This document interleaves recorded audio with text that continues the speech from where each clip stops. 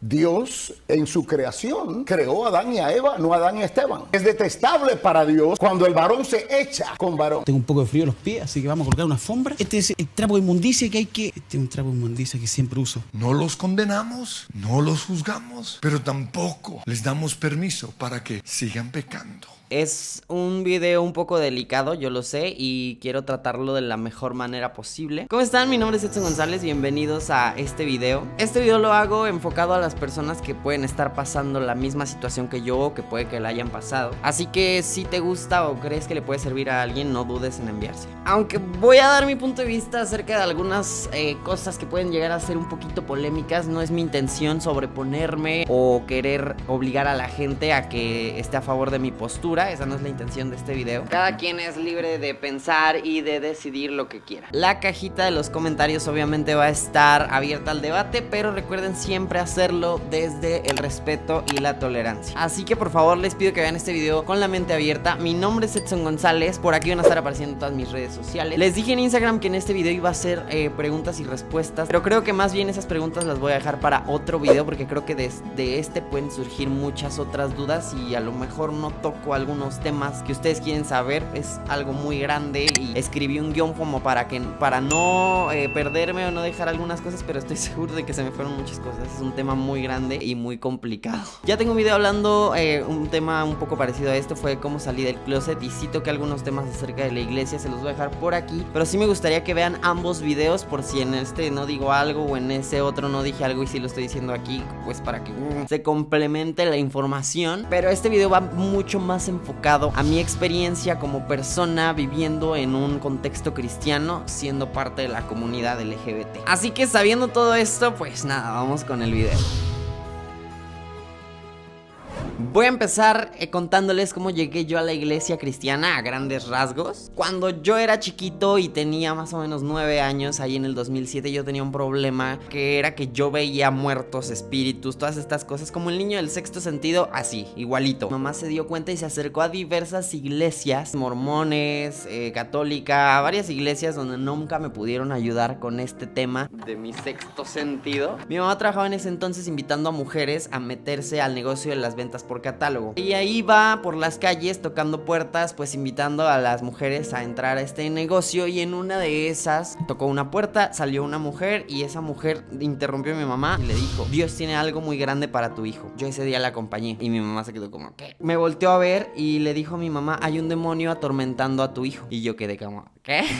En ese entonces yo veía a un niño. Es como el espíritu, la presencia que más recuerdo, porque justamente aquí fue donde se acabó este pedo. Esta mujer se puso a orar ahí en medio de la calle por mí. Después el niño se puso muy grosero, me empezó a amenazar. La mujer oraba todavía con mucha más intensidad. Después empezó a hablar en lenguas ahí en medio de la calle. Yo me puse a llorar y nunca más volví a tener este tipo de experiencias paranormales. Así fue como mi mamá decidió que nos integráramos a la iglesia de esta mujer, que resultó ser una iglesia cristiana. Al siguiente fin de semana fuimos por primera vez a esta iglesia cristiana en el 2007 y todo estuvo muy padre. Yo llegué al salón de los niños. Cuando llegué, los niños estaban cantando, estaba todo muy bonito, me gustó demasiado. Yo iba con mucho gusto los domingos, o sea, cuando iba, y poco a poco comencé a involucrarme mucho más en la congregación. Lo que más me encantaba a mí era la alabanza. 2 años después de que entré a la iglesia cristiana, yo ya estaba cantando en un grupo de alabanza, en el grupo de alabanza del ministerio infantil, porque había varios, o sea, había el de jóvenes, el de adultos, el de casas de regeneración, así había varios grupos de alabanza. Es importante esto del grupo de alabanza porque ciertos días del año, o sea, varias veces al año, a nosotros como grupo de alabanza de los niños nos tocaba dirigir el culto en la alabanza con los adultos, en el culto principal donde hay muchísimas personas en el auditorio y así. Obviamente en ese entonces yo tenía 11 años, era un moquito, la gente me ubicaba súper bien porque era un niñito cantando, ahora sí que en el escenario, ¿no? Ahí, yo cantaba ahí. Toda la iglesia me vio crecer cantando desde mis 11 años hasta los 19, que fue que me salí. Había otros eventos importantes en el año, que era el Día del Niño, que se hacía un evento muy muy grande para festejar el Día del Niño, y también se hacía una obra de teatro gigante, arrechísima, y un concierto, y obviamente yo cantaba en el concierto y también aparecía en las obras de teatro.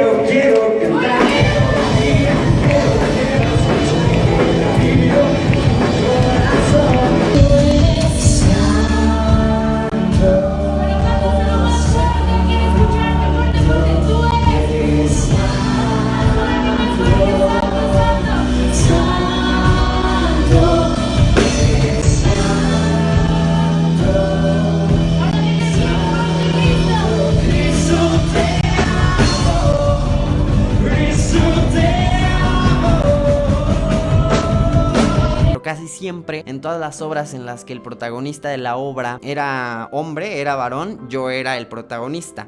Alguna vez hicimos la historia de David y Goliat y entonces yo era David. Después hicimos una historia de Jonás, entonces yo interpreté a Jonás. Esta última se puso como 3 o 4 años. Entonces a mí me tocó interpretar ese papel muchos años. Por lo mismo de que esta obra de teatro era tan grande y este concierto pues era tan cool, nos invitaron a muchos otros estados de la República a presentarla, a ir a cantar. Me tocó ir a Acapulco, Querétaro, Cuernavaca, Monterrey, no me acuerdo a qué otros, pero el punto es que fui a muchas otras iglesias, incluso a otras iglesias de la Ciudad de México. Yo fui a cantar. Yo siento como que destacaba un poquito el hecho de que yo estaba muy niño y estaba tan involucrado en eso, ¿no? Obviamente, al estar tan involucrado en la iglesia, mi vida giraba en torno a la iglesia. Yo creo que el 80%, 85% de mi vida giraba en torno a la religión. ¿Han oído la frase de que el cristianismo no es una religión, sino un estilo de vida? Es completamente cierto. Mi estilo de vida era completamente cristiano. Mi círculo de amigos, tenía muchísimos más amigos en la iglesia que en la escuela. De hecho, mi mejor amiga de muchos años era de la iglesia. Y eso también fue un poquito complicado porque yo empecé a convivir muchísimo con ella. Hacíamos todo, éramos uña y mugre. O sea, íbamos al cine, nos íbamos de viaje juntos, íbamos al gimnasio juntos. Llegué a pasar 2 navidades, creo, con su familia. Todos cristianos, obviamente. Y pues fue una amistad muy bonita. La verdad es que es una amistad que guardo en mi corazón y fue muy linda. Lo que complicó la situación aquí fue que sus papás precisamente eran los pastores. Yo me había hecho mejor amigo de la hija de los pastores, no nada más de otros pastores, sino de mis pastores. O sea, los pastores que estaban a cargo del ministerio infantil, que era donde yo estaba. Yo le daba clase a los niños todos los domingos. Yo dirigía la alabanza de los niños todos los domingos. Incluso otros días de la semana yo tenía que ir a la iglesia ya a preparar mi clase los sábados para darla el domingo. De hecho, cuando iba, era esta época del Día del Niño, como 2 meses antes, era de que casi siempre me la pasaba en la iglesia haciendo los preparativos, la escenografía, preparar el concierto, ensayar las canciones. Todas mis vacaciones de abril, de Semana Santa, me la pasaba en la iglesia. De verdad, cuando no estaba en la escuela, estaba en la iglesia. Bueno, pues como les dije, yo me involucré demasiado con esta familia de los pastores, la familia de mi mejor amiga, y fue una familia que me apoyó muchísimo en tiempos muy difíciles para mí. Hubo una época en mi vida en que mi familia se fracturó demasiado y ellos estaban ahí, ¿saben? Ellos estaban como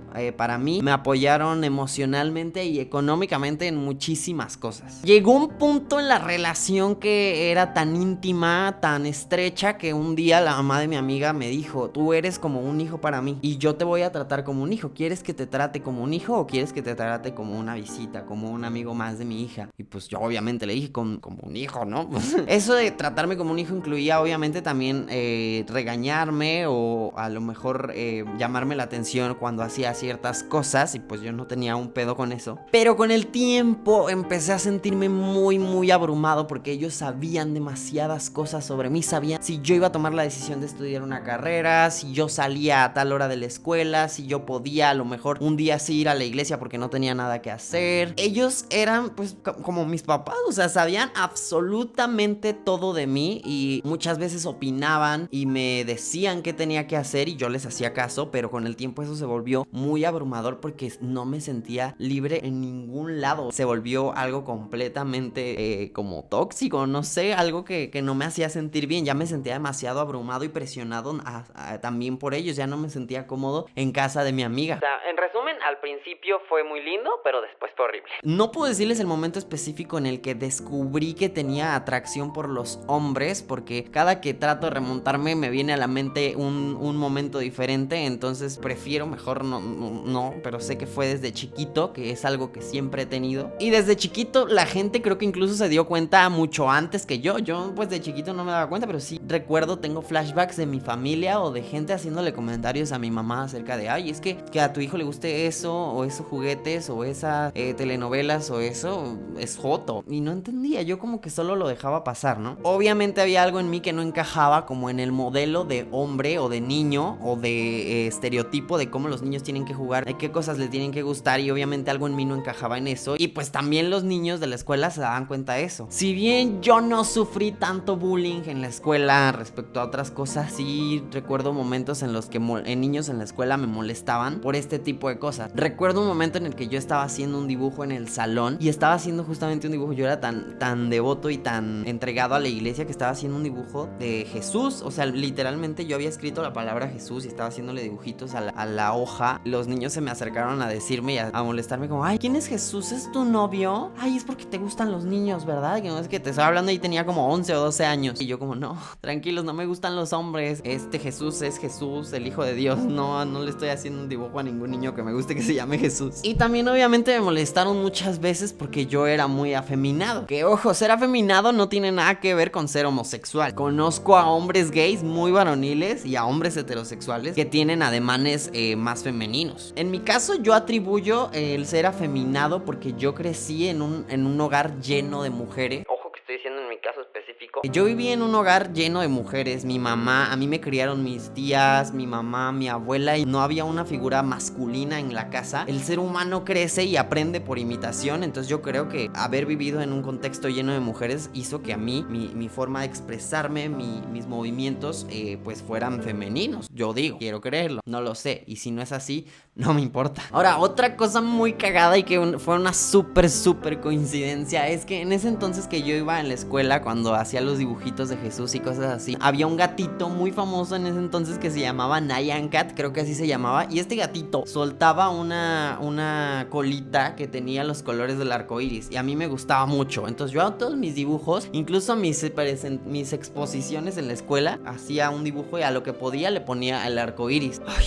obviamente uno no nace sabiendo que el arco iris es un icono o un símbolo gay, ¿saben? Entonces en ese entonces yo mucho menos sabía eso, pero a todo le ponía el arco iris. Entonces eso a los demás, por alguna razón los demás niños sí sabían que eso significaba o simbolizaba la homosexualidad y me empezaban a hacer burla. Obviamente cuando me empezaron a hacer burla yo dejé de hacerlo porque yo dije, oye, esto es gay. Yo ni siquiera sabía, ¿no? Muchas coincidencias, o sea, lamentables coincidencias que no me gustaría que caigan en el estereotipo de, ay, ¿cómo haces esto? Entonces si eres gay. Yo le decía, no soy gay. Yo en la primaria había tenido muchas noviecitas, obviamente así de que piquitos y cosas así, pero yo sí tuve muchas novias en la primaria y decía, a mí me gusta esa niña, se hacían mis novias, ¿no? Cuando era niño el tema de la homosexualidad no era tan tocado, como les digo, solamente eran estas como comentarios de, ay, yo creo que ese niño es gay o cosas así. Fue cuando entré a la adolescencia, por ahí a los 12 o 13 años, que empezaron a intuir un poquito más acerca de mi homosexualidad o mi bisexualidad, lo que sea, y se comenzaron a hacer un poco más frecuentes y un poquito por debajo de la mesa cosas como Dios creó al hombre y a la mujer, o Dios creó a Adán y Eva, no a Adán y Esteban. Los homosexuales son abominación y el Señor los aborrece. Los hombres que practican la homosexualidad no entrarán al reino de los cielos.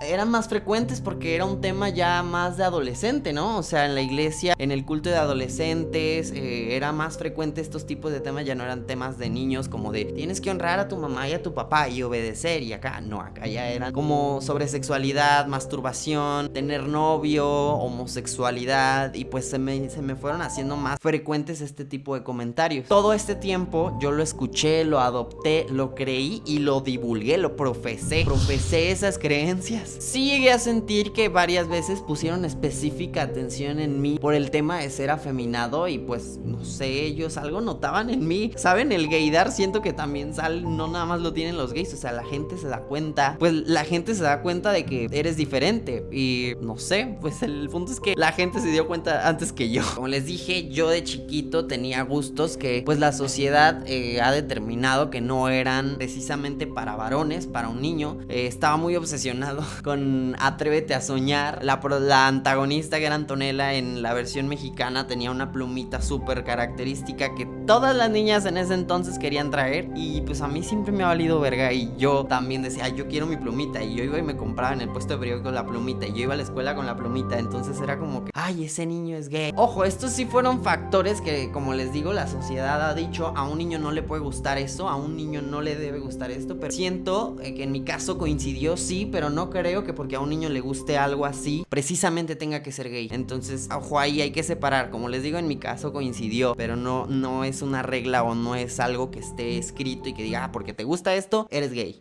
Poco a poco fui creciendo y obviamente empecé a tener este despertar sexual mucho más. Me empecé a dar cuenta que me gustaba ver a los niños de mi secundaria sin playera cuando jugaban fútbol. O sea, era algo que yo no entendía. Yo no decía, ay, güey, soy gay. Eso fue por ahí como a los 12. Cuando cumplí 14, ya estaba completamente consciente de que me gustaban los hombres. Sin embargo, me negué a aceptarlo. Para mí, obviamente, eso estaba mal y yo era una abominación. Y esto que estaba sintiendo eran ideas y pensamientos que el enemigo estaba poniendo en mí. Entonces Dios no quería eso para mí y me negué. Y me rechacé a mí mismo y pasé muchos años negándolo, muchos. Yo era un niño tan entregado a la iglesia, era tan devoto que simplemente no podía creer que eso me estuviera pasando a mí. Aquí comenzó el tormento y una lucha interna que me llevó años superar. Fue un proceso muy largo por el que todos tenemos que pasar. Que quede claro que es un proceso, que no es de la noche a la mañana, no te puedes aceptar. Y aquí comenzó mi proceso. Por un lado empecé a sentir la atracción sexual por los hombres. Muchas veces cedí a mis deseos carnales y me masturbé. Me empecé a masturbar con porno normal, pero después empecé a también consumir porno gay. De por sí ya masturbarme era otra cosa que también a todos nos decían. Era como, no te puedes masturbar, ahora mucho más masturbarte viendo gay. No tienen idea de lo tormentoso que era masturbarme, estar, ¿cómo decirlo? Caliente, ceder como al deseo de la carne, al deseo carnal, masturbarme. Y al minuto siguiente, al segundo siguiente después de que terminaba, sentir una culpa inmensa. Me sentía la peor basura del mundo. Estaba sintiendo completamente como yo era la abominación, la aberración de Dios. Me voy a ir al infierno. Era horrible. Obviamente no disfrutaba. Eso hacía que yo no pudiera disfrutar de mi sexualidad bien, ¿saben? Como disfrutar de masturbarme, porque al final sabía que iba a sentir culpa. Y cada que yo lo hacía, me arrepentía demasiado y me ponía a pedirle perdón a Dios. Me hincaba y le pedía perdón por masturbarme, por haber visto gay. Obviamente en estas oraciones también le pedía a Dios que sacara pues lo que yo sentía más fuerte era el demonio de homosexualidad que estaba en mí. Ya después iba yo a pasar por lo de, yo me decía poco a poco, primero vamos a dejar la homosexualidad, después dejamos la masturbación, ¿no? O sea, y le pedía que me lo quitara. Le pedía muchas veces que me quitara eso que estaba mal en mí, que era la homosexualidad. Cuando iba en la calle y veía a un chico que se me hacía guapo, yo iba y volteaba y decía, ay, Dios, ayúdame. A veces, otras muchas veces sí, como que yo decía, ay, guapísimo. Y así, y luego, no, esto no está bien, esto no está bien. Yo le decía a Dios, yo quiero agradarte, yo quiero ser como tú mandas. No quiero ser gay, no quiero que me gusten los hombres. Y por favor ayúdame porque no sé qué hacer. O sea, es algo que no puedo controlar. De verdad, yo tengo la mejor disposición de no hacerlo, pero no puedo controlarlo. Estoy enfermo, algo no está bien en mí. Yo pongo este pecado en tus manos, yo sé que tú vas a limpiar mi pecado. Yo era un niño muy preparado, religiosamente, muy estudiado en cuanto a la religión, y yo sabía que Dios podía limpiar ese pecado. Entonces yo sabía cómo orar, cómo reprender ese espíritu de homosexualidad. Ya tenía yo ahí 15, 16 años, o sea, yo ya sabía mucho de la iglesia. Mientras más crecía, me involucraba más en el mundo gay, a escondidas, obviamente en el closet. Empecé a tener relaciones sexuales con hombres, relaciones sexuales que tampoco disfrutaba porque sentía un sentimiento muy horrible. Es que no sé cómo explicar el momento en el que tú estás como que tienes ganas de acostarte con alguien, o te gusta un chico y despierta deseo sexual en ti y lo haces, y inmediatamente después llega este pensamiento de la iglesia de que algo está mal en ti, de que la cagaste, de que eres una abominación, de que eres algo que no está bien, en un error de la naturaleza. Obviamente yo estaba en el closet y seguía yendo a la iglesia, seguía conviviendo con los niños, seguía pasando el 80% de mi vida en la iglesia, convivía íntimamente con la familia de mi amiga, con los pastores. Recuerdo mucho un día que canté en el culto de adultos, y un día antes yo había estado sexualmente con con un vato. Y al otro día yo canté en el grupo, en el culto principal. Cuando yo bajé de la tarima, se me acerca una señora de la congregación casi llorando y me empieza a decir: doy gracias a Dios por tu vida, por la bendición que ha puesto en tu talento, por cómo te usó hoy en día para ministrar en mí, para ministrar en todas las personas del culto. Me empezó a agarrar las manos y me decía: Dios se mueve a través de tus manos, yo escucho a Dios cuando cantas, Dios habla a través de tu voz en mí. Y yo... Ay, no, fue una cosa muy horrible, porque mientras ella me decía, lejos de yo sentirme bien, me sentía la persona más hipócrita del mundo. El Señor te usa poderosamente y eso es porque tú eres santo, porque tú le estás entregando tu vida al Señor y porque lo amas y eres temeroso de Él. Y yo...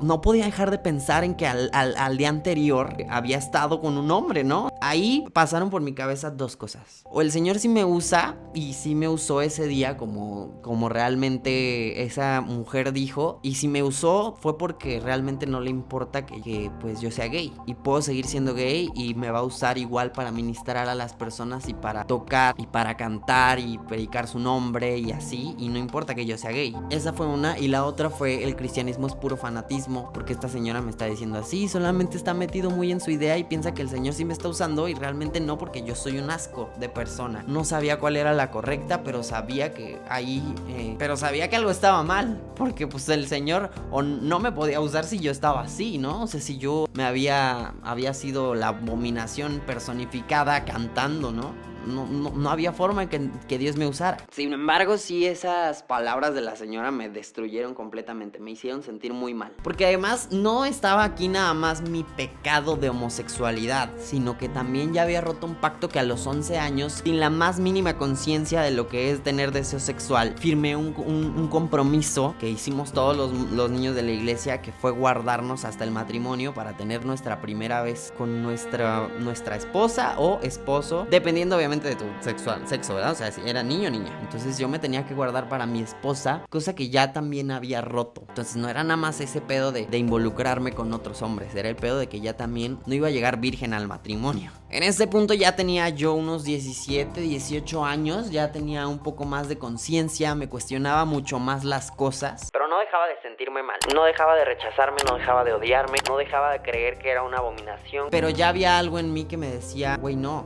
puedes estar tan mal. O sea, ya había, por lo menos ya estaba empezando a cuestionar el por qué estoy mal, no me lo puedo quitar, se lo he pedido a Dios muchas veces. Hoy se los cuento muy tranquilo, pero fue una etapa muy pesada, no había día que yo no me odiara o sintiera que estaba decepcionando a Dios y a mi familia. Si bien no tenía ideas suicidas, sí me sentía muy triste y decía: quiero acabar con esto. Y ¿cómo? Pues suicidio. Gracias a Dios no seguí pensando en eso. ¿Saben por qué? Porque si te suicidas también te vas al infierno. Entonces el suicidio tampoco era una opción. Pero ya el grado de tener que estar pensando a lo mejor o tomar como una opción el suicidio ya es algo muy cabrón. Y no lo hice justo por eso, porque si me suicido también me voy a ir al infierno. Entonces ¿para qué me suicido, no? Mejor a ver si en algún momento me lo quita y no me suicido y sigo viviendo así, hundido en la depresión. Además, sumado a todos los problemas familiares que había en mi casa. Fue una época bastante complicada. O sea, ahorita yo solo estoy hablando del tema de homosexualidad, pero realmente en el contexto había muchas otras cosas más que sí me hicieron pensar y tomar como una opción el suicidio. No lo hice porque me iba a ir al infierno. Ya estaba frustrado, me sentía muy atrapado, agobiado, constantemente juzgado, constantemente me sentía en el ojo de la iglesia. Quiero que sean conscientes de que yo era una figura pública dentro de la iglesia, y no nada más dentro de mi iglesia, de todas las otras iglesias a las que había ido a cantar en el país y en la ciudad. Además de ser el que estaba ahí, pues era el güey que se la pasaba con los pastores, básicamente otro hijo de los pastores. Mucha gente en la iglesia. Recuerdo que una vez la señora de las donas de la iglesia le dijo a mi amiga que si ya nos íbamos a casar ella y yo. O sea, de verdad era una relación muy estrecha. Entonces estaba en una posición muy complicada. No nada más era como un güey de la iglesia que, ay, bueno, mira, salió gay. El que canta, el que le da clase a los niños, el que se la pasa con los pastores, el que va de aquí para allá con la hija de los pastores, el gay. Un escándalo, ¿no? me iba a convertir en la decepción de la iglesia, de mis pastores, de mi mamá, de mi amiga, de Dios. Ya me regañaban también, de por sí les digo, esto no era lo único. Me regañaban por cantar en otro grupo de alabanza que no fuera el mío, por cantar canciones que no eran cristianas, por querer hacer videos en YouTube, por ir a extrear a películas. Me encantaba eso, como ir a ver cómo se grababa una película, aunque fuera de extra yo iba. No puedes hacer eso. Me cagaban por muchas otras cosas. No le podía sumar esta que era como la más grande o la más pesada a la lista. Comencé a aceptar el hecho de que yo era un error y que iba a tener que vivir una vida inmersa en el engaño y que iba a ser completamente infeliz el resto de mi vida. Porque como les digo, le pedí a Dios muchas veces que me lo quitara. Yo rechacé todo lo que era y le decía a Dios, quítamelo, de verdad quítamelo, años. Y Dios nunca me respondió, entonces dije, no, pues no me lo quiere quitar, tengo que vivir así, ¿no? Porque tampoco le gusta. Hubo un día en una convención de pastores a la que yo iba. A esa la congregación no puede ir, solamente van pastores e hijos de pastores. Yo fui porque yo era tratado como hijo de pastor. En la que en el culto de jóvenes, el pastor de jóvenes estaba haciendo una liberación. Era un culto especial en el que íbamos a renunciar a muchos pecados que invaden a los adolescentes, ¿no? Como alcoholismo, drogadicción, masturbación, anorexia, bulimia, tabaquismo, homosexualidad. Íbamos a tener una liberación. En este punto ya estaba yo al borde del colapso y de plano, pues si lo quieren ver de esta forma, le di a Dios un ultimátum. Le dije, hoy voy a renunciar a este pecado. Tú sabes cuántos años te lo he pedido, que me lo quites. No quiero seguir así, quiero agradarte, quiero ser un hombre de Dios, quiero ser santo. Y esto que está en mí está mal, yo lo sé que a ti no te agrada, así que quiero que me lo quites. Y si no me lo quitas hoy, voy a entender que entonces a ti no te importa que yo sea así y que puedo estar contigo siéndolo. Y me puse a hacer todo lo que el pastor dijo. Tenías que soplar y decir tu pecado. Dije muchos otros, obviamente. Yo renuncio a la masturbación. Yo renuncio a la pornografía. No tomaba en ese entonces, no fumaba, no nada. Entonces solo esos eran como mis más grandes pecados. Me fui a un rinconcito, todo el mundo empezó a liberarse, empezó a vomitar, se empezaban a desmayar, empezaban a hablar en lenguas. Este momento así, el clímax de la oración, que todo el mundo está hablando, llorando, gritando, empezaban a vomitar de la liberación que estaban hechas. No dudo que haya habido otro tipo de liberación por ahí, pero yo me fui a un rincón donde nadie me escuchara y yo ahí fue donde suspiré súper fuerte, porque el pastor decía, tienes que soplar para que salga ese pecado. Y yo estaba, yo renuncio a la homosexualidad. Yo renuncio a la homosexualidad. Y muchas veces y convencido y completamente arrepentido, estaba pidiéndole a Dios y terminó la oración y dije, mañana va a ser diferente. O sea, ya hablé con Dios, ya no voy a ser así, ya no voy a estar mal, ¿no? Ese día me fui al cuarto del hotel, me fui a dormir y dije, mañana voy a despertar bien, mañana voy a estar curado. O sea, que se fue a la verga porque al otro día yo vi a unos güeyes en la alberca bellísimos y en el momento me decepcioné, dije, no funcionó. Pero días, quizás semanas o meses después, entendí que ese día Dios sí me había liberado, que me había sanado y me había abrazado y que me había quitado el pecado tan grande con el que yo había cargado por muchos años. No era el pecado que yo creía, el pecado que yo estaba cargando era el de no amarme a mí mismo como era, el de no tener la más mínima gota de amor propio. Fue haberme odiado y aborrecido por tantos años. Y entendí que ese día Dios me dijo, yo te amo porque eres mi hijo. Y te amo tal como eres. No hay nada mal contigo.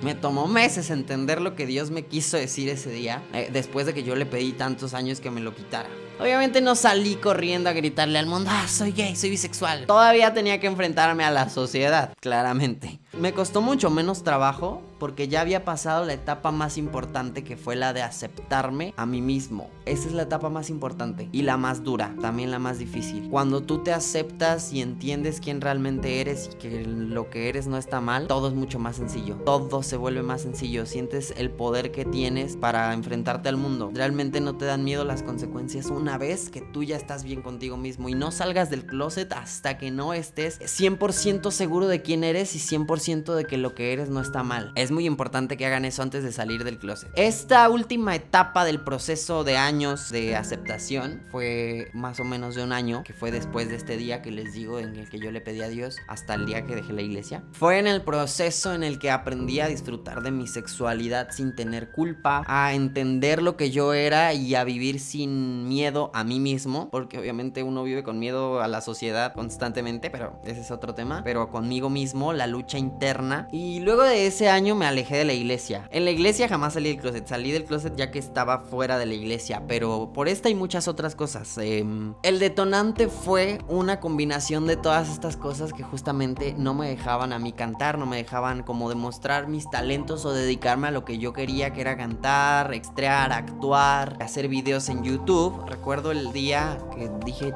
váyanse a la verga. Fue un día que yo había subido un video a YouTube haciendo una parodia a unas quinceañeras. En ese video hice alusión a los vestidos de las quinceañeras, a los vestidos feos, al maquillaje feo, a los peinados feos, y me vestí de mujer. Me puse una toalla, una sudadera aquí en la cabeza, me pinté los labios muy mal y me puse a bailar la de Thalía. Ahora... En ese entonces, mis videos tenían 200 vistas, 250 vistas, 300. Ese video tenía 3000 vistas. ¿Por qué? Porque se lo habían pasado entre todas las personas de la iglesia. Ya lo había visto mis pastores, ya lo había visto toda la congregación, ya lo había visto el pastor de mis pastores, que era como el pastor que es el de todos los pastores de México y el que iba en representación de México a nivel mundial. Ese pastor ya lo había visto, cagoteó a mis pastores y luego mis pastores me cagotearon a mí, porque ese video lo tomaron como mi manera de gritarle al mundo que yo quería ser mujer y que yo quería cambiar de sexo y que me gustaba ser travesti. Ay, pendejadas. Ya estaba harto, ya estaba bien conmigo mismo, ya sabía que no había nada malo en mí. Además ya estaba harto y abrumado por todas las otras cosas que no me dejaban hacer y porque se entrometían constantemente en mi vida y en mis decisiones con el pretexto de que yo era otro de sus hijos. Ya era una cosa horrible, ya yo estaba al borde de mandarnos a la verga. Les dije muchas veces, ya no quiero venir, ya no quiero venir, ya no quiero venir. Ya ni siquiera me hablaba con mi mejor amiga. No hicieron caso. Al contrario, me cagotearon. Yo les dije, ya no voy a volver. Y me dijeron, no, sí vas a volver y no vas a cantar 3 meses. Creían que ese era el castigo para mí. ¿Saben qué me dijeron? Me dijeron 2 cosas en esa última plática. Yo interpreté en muchos años, unos 3, 4 años, el personaje Jonás. A grandes rasgos, Jonás era una persona que era un enviado de Dios. Un día Jonás no quiso ir a la ciudad a la que Dios lo mandó. Y entonces Jonás dijo, yo no voy a ir para allá, yo voy a ir para el otro lado. Entonces, en el proceso, en el camino, Dios manda un gran pez. A Jonás se lo come un gran pez. Jonás pasa una época muy terrible hundido en este pez, pasa muchos días en el pez y hasta que se arrepiente Dios hace que este pez lo deje en las orillas de la ciudad a la que Dios lo había enviado a predicar, que Jonás no había querido ir. Y me dijeron, no sabes lo que estás haciendo, tú estás viviendo tu personaje, tú estás siendo Jonás y tú estás yéndote por el camino que Dios no quiere. Así que no hagas que Dios envíe un pez a tu vida y después vengas llorándole y suplicándole al Señor que te perdone. Otra cosa fue, yo era el protagonista, como les digo, de las obras de teatro, el que cantaba de la iglesia. Pues yo estaba ahí, ¿no? Como un poquito como la estrellita de su ministerio. Y me dijeron, todos son reemplazables. No te sientas especial porque Dios te hizo cantar muy bonito, o porque bailas muy bonito, tienes el don para actuar. Porque en el momento en que tú decidas, Dios va a poner otro mucho más talentoso que tú. Y eres reemplazable, nadie te necesita aquí. Hasta la fecha sigo esperando a ese otro ser talentoso que ya llegó a reemplazarme, ¿verdad? Porque yo obviamente era facilísimo de reemplazar. Yo no era un talento que no pudiera tener cualquier otro de la iglesia. Y me dijeron, tú no vas a subirte al escenario en 3 meses, vas a transcribir quién sabe cuántos capítulos de la Biblia y no vas a poder cantar. Venía un evento muy importante en el que yo estaba seguro que me iban a dejar cantar. Yo estaba seguro porque eso era amenaza tras amenaza, solo era meterme miedo siempre. Venía un evento que era en julio, que era el cierre de un curso de verano que se impartía y había que dar concierto y había que poner la obra. Habían amenazado a sus hijos incluso muchas veces así, con que ya no vas a poder cantar, y a la mera hora siempre pasaba. Yo estaba seguro que me iban a dejar subir al escenario y que me iban a dejar actuar, pero esta vez ya no quise. Dije, a ver, bueno, ya no quiero yo, ya te dije que no quiero seguir en tu ministerio, no quiero seguir yendo a la iglesia. Obviamente me fui y simplemente no volví. Me fueron a buscar a mi casa, se iban a tocar parados media hora fuera de mi puerta, le decían a quien le abría, ya sé que Edson está dentro, díganle que salga, que no sé qué, horrible. Seguían yendo a mi casa a buscarme. Obviamente después se cansaron y ya. Y mucha gente me buscó, mucha gente de la iglesia me buscó y me decía que volviera. Ya yo había aprendido a ver por mí mismo y a ver por mi paz mental y por mi salud emocional. Y ya no podía estar pensando qué iba a decir la gente. Yo estaba muy tranquilo con Dios, no me importaba. Realmente yo me sentía muy preparado para eso, ya para todo lo que yo sabía, todo lo que iban a decir, todo lo que le iban a decir a mi mamá. Tampoco fue fácil, pero yo ya estaba decidido a ver por mí. La verdadera lucha cuando alguien está en nuestra posición es realmente aceptarse a uno mismo y aprender a amarse y entender que no está mal lo que somos, que ser diferente no quiere decir que te vas a ir al infierno o que Dios te aborrece. Es complicado y no ayuda la sociedad homofóbica en la que todavía vivimos, y obviamente se vuelve mucho más complicado para las personas que crecimos en un hogar religioso o para las personas que conviven en un ambiente muy machista, quizá hasta violento o extremista. Y por mucho tiempo me odié gracias a los comentarios y los chistecitos homofóbicos que se aventaba la gente por ahí. Por todo lo que crecí escuchando, por todo lo que me instruyeron desde niño, viví con un constante miedo a ser rechazado o discriminado, como el día que me sacaron de un antro por besarme con un hombre, a ser acosado en la calle, como cuando voy por la calle y me chiflan o me gritan chejoto o ay mana, a decepcionar a mi familia, como a los muchos homosexuales que sus papás los corren y hasta la fecha no los han vuelto a ver, o incluso a ser asesinado por ser gay, como es el caso de miles de personas en el mundo que viven todavía en países homofóbicos y los asesinan y persiguen por ser quienes son, por ser yo, por ser gay. Una vez que aprendí a amarme, todo fue más fácil y nunca tuve que salir del closet con nadie. Yo soy de la idea de que no tienes que salir del closet, no tienes que sentarte a confesar tu crimen o tu pecado. No, es algo con lo que tenemos que terminar. Decidí que si la gente se iba a saber que a mí me gustaban también los hombres, iba a ser muy normal. Yo simplemente iba a decir un comentario o iba a llegar a decirles a mis amigos que había estado saliendo con un niño, y así iba a ser porque yo no iba a confesar mi crimen. Yo ya sabía que eso no estaba mal. Nunca lo hice así. Con mi mamá fue un poco parecido. Se los conté en el otro video cómo salí del closet con mi mamá. Yo sé que dicen como, bueno, ¿y tu mamá cómo estaba en este asunto? Realmente yo viví mucho más en la comunidad cristiana. Mi hogar no era tanto, porque mi mamá era la única cristiana. No fue tan complicado esa parte. Lo de un hogar cristiano no era tan a mi casa, sino a mi contexto y estilo de vida cristiano. Básicamente lo mismo que hice con los pastores hice con mi mamá. Ya les conté en el otro video cómo fue que salí del closet con mi mamá. Si quieren saber, lo pueden ir a ver al otro video. O sea, sé que mi mamá me ama, pero sé que no ama a quien soy y que nunca lo va a hacer. Hasta la fecha sé que no quiere que me case con un hombre, pero me respeta y es lo que quiero. Ahí va. Así que este video es para ti que todavía estás en el closet, para ti que tienes miedo, que sientes que eres un error, que no encuentras paz, que crees que Dios te odia y te aborrece, que crees que te vas a ir al infierno. Quiero decirte que no hay nada mal contigo y no tienes por qué odiarte ni tienes nada de qué avergonzarte. No te vas a ir al infierno, no eres una abominación. Y Dios sí te ama, la gente no está lista para nosotros. Así que resiste, porque todo va a estar bien. Tu dolor y tu tristeza no van a durar para siempre, pero tienes que decidir empezar el proceso. Tienes que trabajar en ello, comenzar a aceptarte, comenzar a amarte y a decir lo que eres con orgullo. Ese día todo va a cambiar. Lo que digan tus papás, lo que digan tus amigos, lo que diga la iglesia, no te va a importar. Y vas a estar listo, vas a estar bien, pero depende de ti y de nadie más. No podemos cambiar a la sociedad. No podemos hacer que la gente cambie y que nos acepte y nos respete de un día al otro. Pero sí podemos empezar por nosotros mismos. Seguro hay alguien ahí a quien sabes que le puedes contar y que no te va a juzgar, pero tienes miedo. Todavía tienes miedo. Creo que le podrías contar a esa persona que sabes que te va a apoyar. Porque por mucho que nos amemos, sí, a veces nos gusta tener como el respaldo de alguien más, ¿no? Y entonces, cuéntaselo. Ahora sí que a quien más confianza le tengas. Y poco a poco, nadie te está correteando. Todos vivimos los procesos de manera distinta, pero vamos al mismo objetivo. No te compares con el güey que toda su vida ha vivido fuera del closet, porque todos vivimos en contextos diferentes. Algunos la tienen más fácil, otros no tanto.